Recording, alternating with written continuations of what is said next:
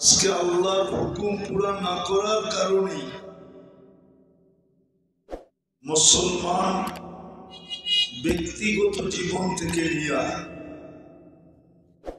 পারিবারিক জীবন, সামাজিক জীবন, রাষ্ট্রীয় জীবন, এমনকি পুরো উম্মত আজকে উম্মতে মুসলিমা বা উম্মতে মুহাম্মাদিয়া মুহাম্মাদুর রাসূলুল্লাহ সাল্লাল্লাহু আলাইহি ওয়াসাল্লামের উম্মত আজকে পেরেশান। যুবক যৌবন নিয়ে পেরেশান, অথচ ওর কাছে এত দামি যৌবন, এত দামি যৌবন ওর কাছে, সমগ্র জগতের সম্পদের চেয়েও সমগ্র জগতের সম্পদ দিয়েও ওর যৌবনের মূল্য হবে না। কিন্তু যুবক যৌবন নিয়ে পেরেশান, পুরুষ পুরুষত্ব নিয়ে পেরেশান, নারী নারীত্ব নিয়ে পেরেশান, মেল ফ্যাক্টরি वाला मेल फैक्ट्री নিয়ে পেরেশান, সম্পত্তি वाला সম্পত্তি নিয়ে পেরেশান। প্রত্যেক ব্যক্তি আজকে পেরেশান।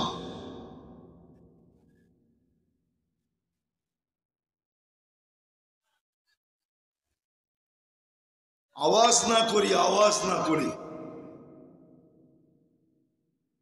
সবার কিন্তু দুরবস্থা, প্রেশান হয়তো বুঝবেন না, এই জন্য শব্দ চেঞ্জ করতেছি। সবাই আজকে দুরবস্থার শিকার, যুবক যৌবন নিয়েও দুরবস্থার শিকার, নারী নারীত্ব নিয়ে দুরবস্থার শিকার, পুরুষ পুরুষ হওয়া সত্ত্বেও দুরবস্থার শিকার। কেউ নাই এরকম যে দুরবস্থার শিকার না।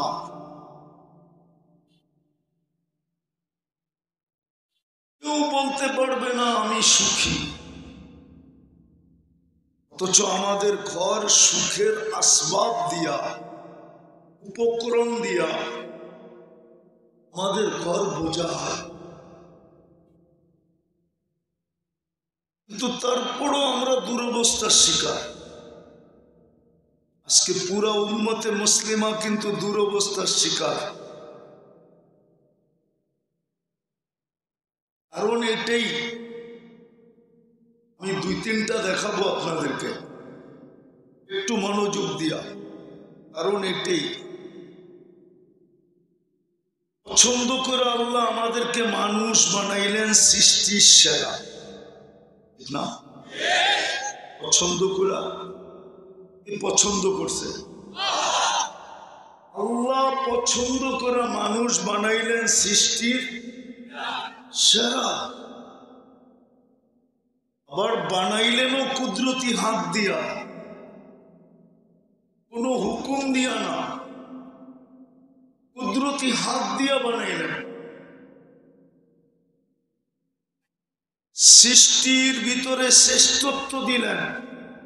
এদিকে এদিকে এদিকে জায়গা না হইলে যে যেমনে শুনতেছে শুনতে দেন। বললাম না একটু আগেই, শয়তান কিন্তু চাবে না আপনি পুরস্কার নিয়ে যান।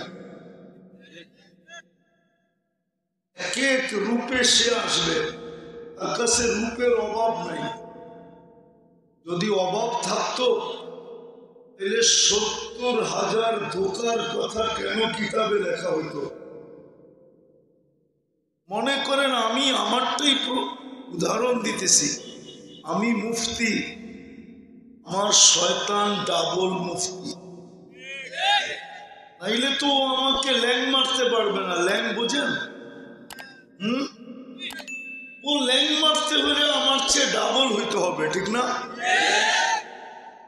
ওর কাছে হাজারো ধোকা আছে, হাজারো রূপ আছে, এক এক রূপে আসবে, এক এক রূপে আসবে। অনেকে অভিযোগ করতেছে আওয়াজ ঠিক মতো হয় না, এটা হলো লিপ টাচ। ওটে লাগাইলে আওয়াজ হবে, নাইলে আওয়াজ হবে না। দ্বিতীয় কথা হলো ওয়াজের জন্য আওয়াজ লাগে না। আওয়াজ যদি দরকার হতো তাহলে আল্লাহ আওয়াজের শব্দ কেন বললেন না?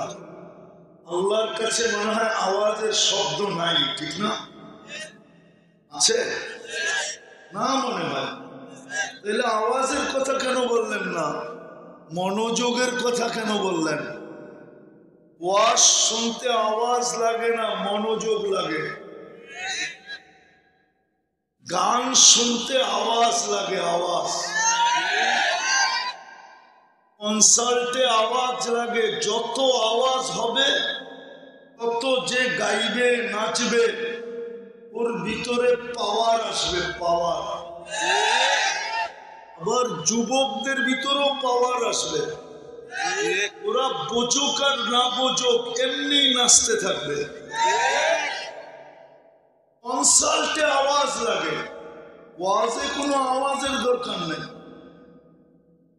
আওয়াজের যদি দরকার হতো তাহলে ১.৫ লক্ষ সাহাবায়ে কেরাম ছিলেন বিদায় হজে, এখানে লাউড স্পিকার কোথায় ছিল?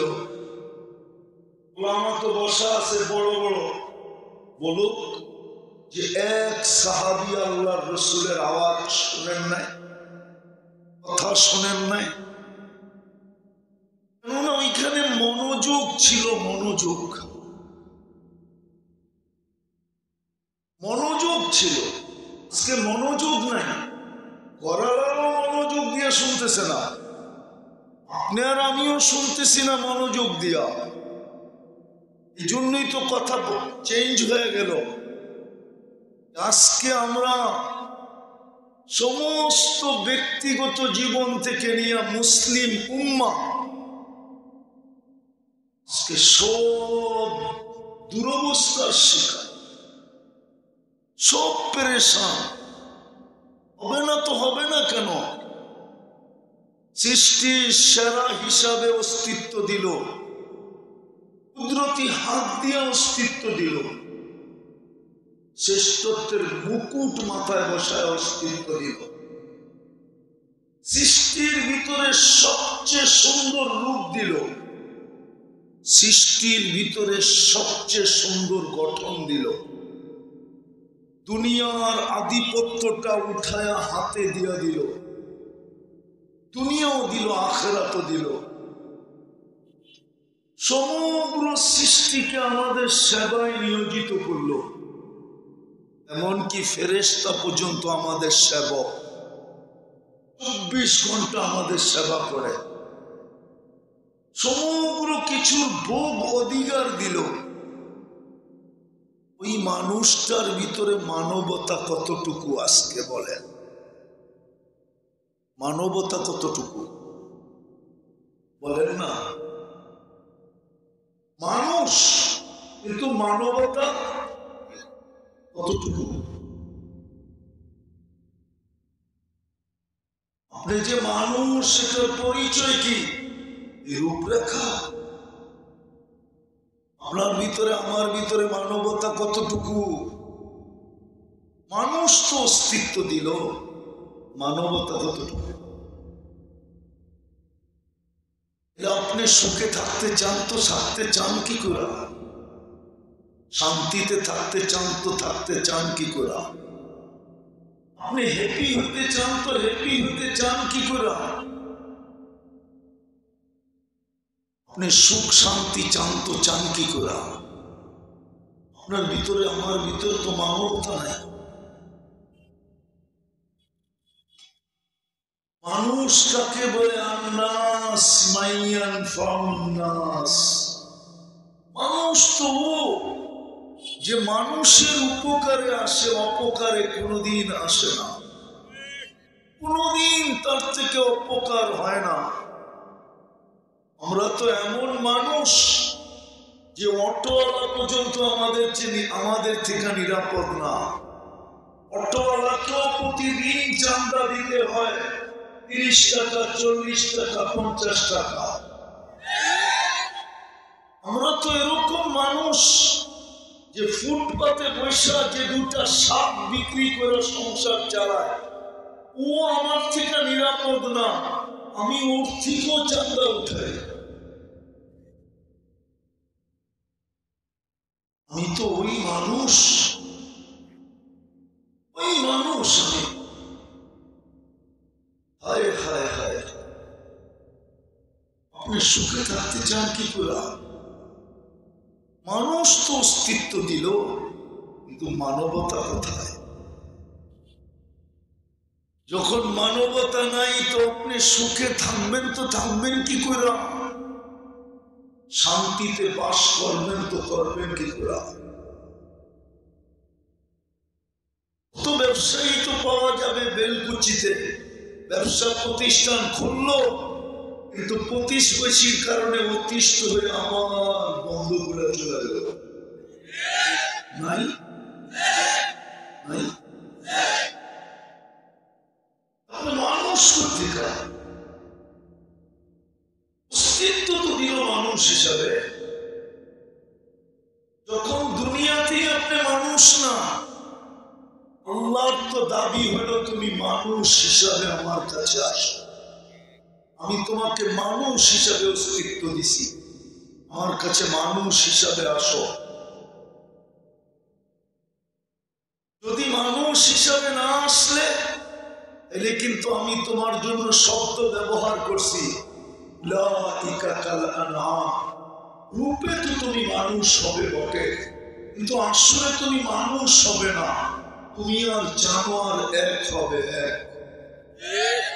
কিন্তু যদি ওলামা প্রশ্ন করে, জানোয়ার তো কালকে সব মাটি হয়ে যাবে, কিয়ামতের দিন সমস্ত জানোয়ারকে, প্রাণীকে হুকুম দেওয়া হবে, কুনু তুরাবা, মাটি হয়ে যাও, আমিও কি মাটি হয়ে যাব? বলছে না, মানুষ রূপী জানোয়ারটা এটা মাটি হবে না, বরং কোরআন বলে উকু দুহান না, তুমি জাহান্নামের ইন্ধন হবে। কোরআন বলে তুমি জাহান্নামের ইন্ধন হবে। মানুষ হিসাবে আপনাকে আমাকে অস্তিত্ব দিল, আপনি আর আমি মানবতা কতটুকু? এলে আমি মানুষ রইলাম করতে। আমি শর্টে বুঝাইতেছি। দ্বিতীয়, আপনাকে মুসলমানের ঘরে অস্তিত্ব দিল পছন্দের মাধ্যমে। আর পছন্দ কে পছন্দ করছে? যুবকরা তো পছন্দের পাত্র হওয়ার জন্য 14 তারিখে ফুল নিয়ে পিছ পিছ ঘুরতে থাকে, ঠিক না? খালি ফুল দেয় নাকি? ফুল দেয়, হোটেলে নিয়ে খাওয়ায়, পার্সেল দেয়, পারে না কলিজা দিয়ে দিতে, তারপরও যেন লেখা দেয় I like you, I ... ঠিক না? ছিলে কি সত্য ছেক খাওয়া? একবারও না একাধিকবার, চেহারাই বলে একবার না একাধিকবার খাইছে, কিন্তু অভ্যাস তো যায় না, ঠিক না? নিশা কাটে না। এইবার 14 তারিখও এটাই করবো যা আগে করছিল। জুতা যতবারই দেখো ওদের হুঁশ হয় না। এই পর্যন্ত কিন্তু জুতা বহুতবার দেখাইছে। হুঁশ হইব করতে কা? মুসলমানের ঘরে অস্তিত্ব দিছে, ওর ভিতরে যদি ইসলামের ছাপ থাকতো, ইসলামের ছাপ, তাহলে ও 14 তারিখ উদযাপন করতো কেন? চুল নেটে দেখা এই ডিজাইনের কাটতো কেন? 50 টাকার চুল কিন্তু 200-300 টাকা দিয়ে কাটাইছে, জিজ্ঞেস করে।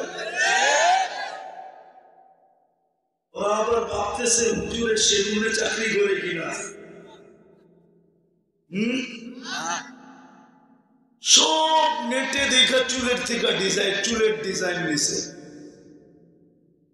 জিজ্ঞাসা করেন 50 টাকার চুল 200-300, ঈদের দিন রাত্রে তো 1000 টাকা দিয়ে কাটায়। ওর ভিতরে যদি ইসলামের ছাপ থাকতো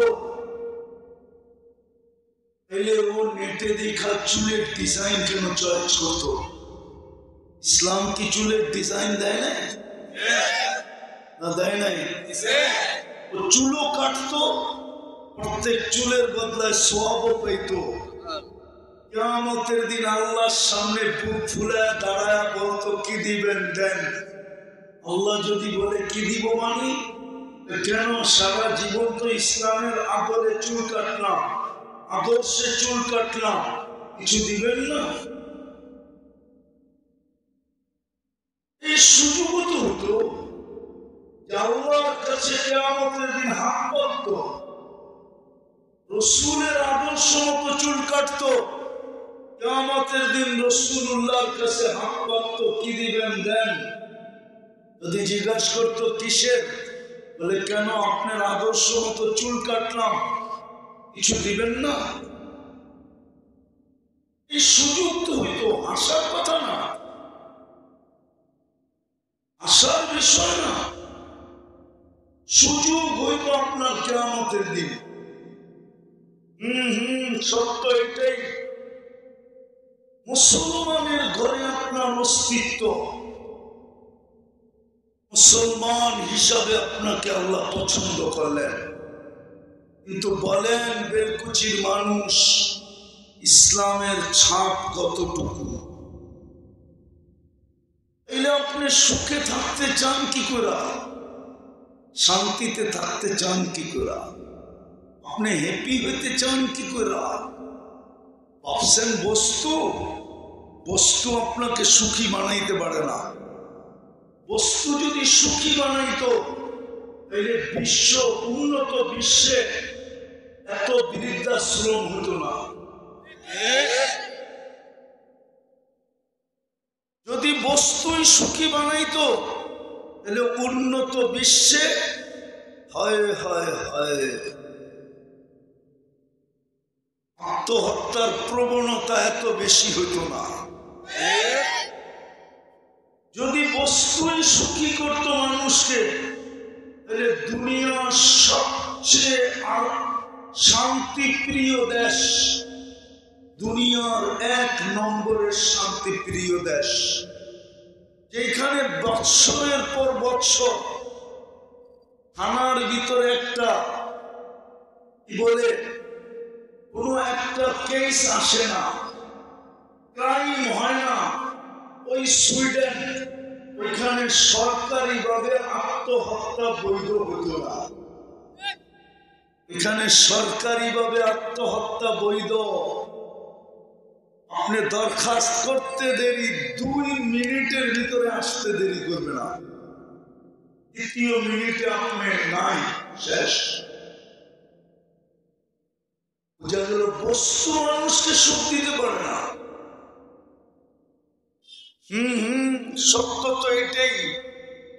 বস্তু যদি সুখ দিত তাহলে কোরআন কেন বলতো হায়াতান তাইয়্যিবা?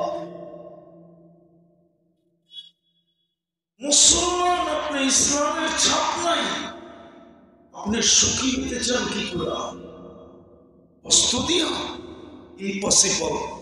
বস্তু দিয়া যদি সুখী হইতো তাহলে নিজের পিস্তল নিজের মাথায় রেখে গুলি করলো কেন? এর চেয়ে বড় প্রমাণ কি চান? ওই ব্যক্তিটাকে তো আপনারা চিনেন না, হয়তো মিডিয়ায় একটু চিনছেন, আমি ওকে কাছের থেকে চিনি। ওর ছেলে অস্ট্রেলিয়ায় কোথায় থাকে আমি জানি, ওর স্ত্রী অস্ট্রেলিয়ায় কোথায় থাকে আমি জানি, ওর মেয়ের বিয়ে হয়েছে কার সাথে তাও জানি। বড় কাছের থেকে আমি ওদেরকে চিনি। তার পাহাড় কুমির ছিল, কুমির কুমির। বস্তু যদি সুখ দিত তাহলে ও মাথায় কেন পিস্তল রেখে গুলি করল? মুসলমান তো আল্লাহ নির্বাচিত করলেন, কিন্তু ইসলামের ছাপ কতটুকু?